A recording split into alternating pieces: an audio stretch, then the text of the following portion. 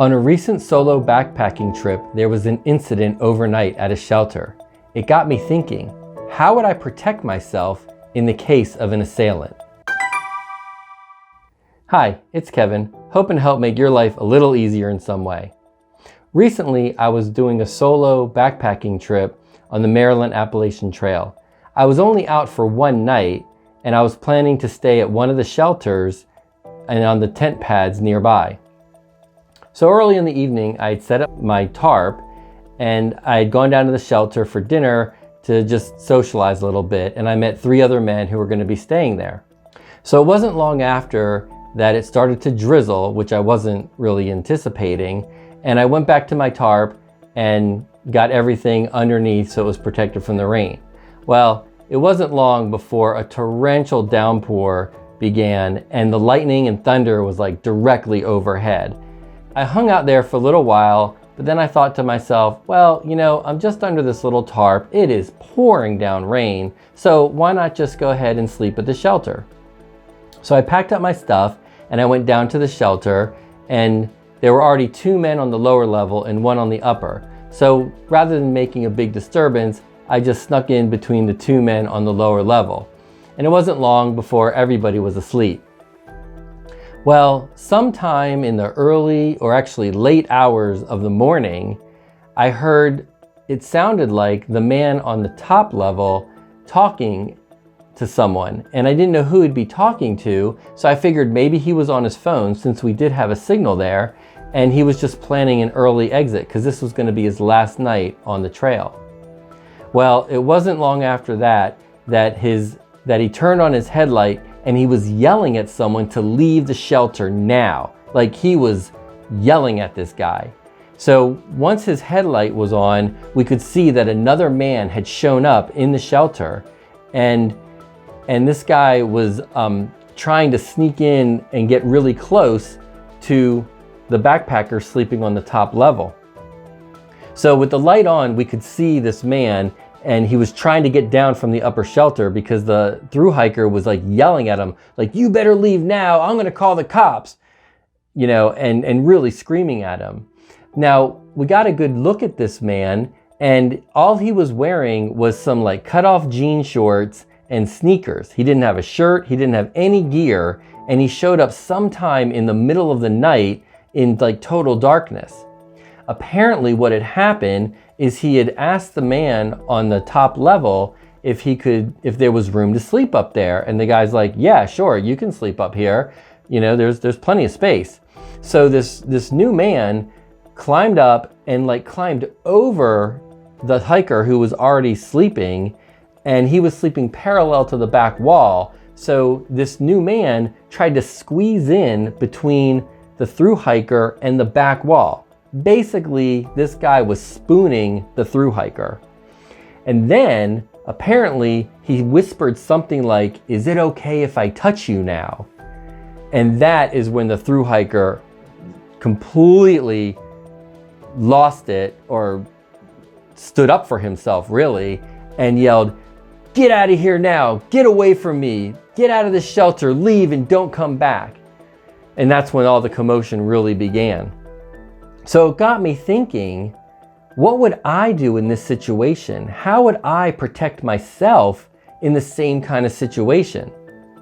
So I know a lot of people bring the Garmin InReach or some kind of satellite communicator, and those are fantastic, if you get lost, if you are sucked in by a storm, if you injure yourself, like you twist an ankle or break a leg, those things are great. You're still not going to get help for at least 1 to 2 hours, at least in the backcountry. So what do you do if somebody's upon you right now? How do you protect yourself?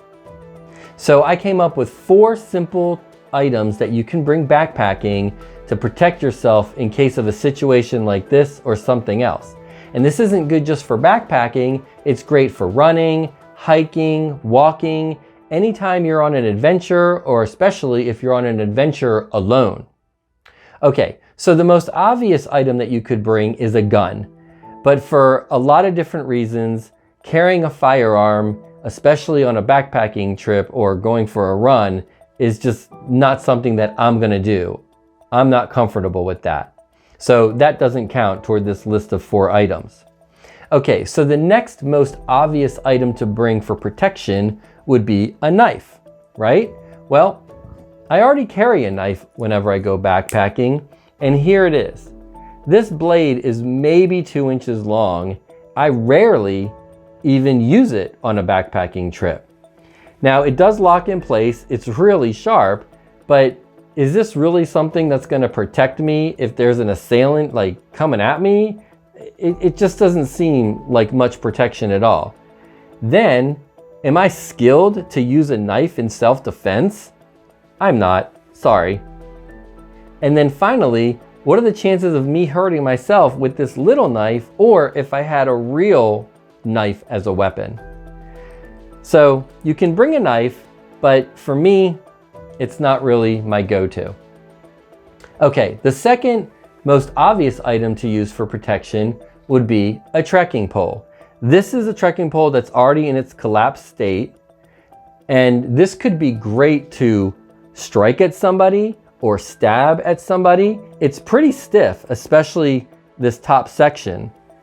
But one of the problems with trekking poles is, well, one, I don't often use trekking poles anymore, and two, a lot of people will use their trekking pole to set up their shelter.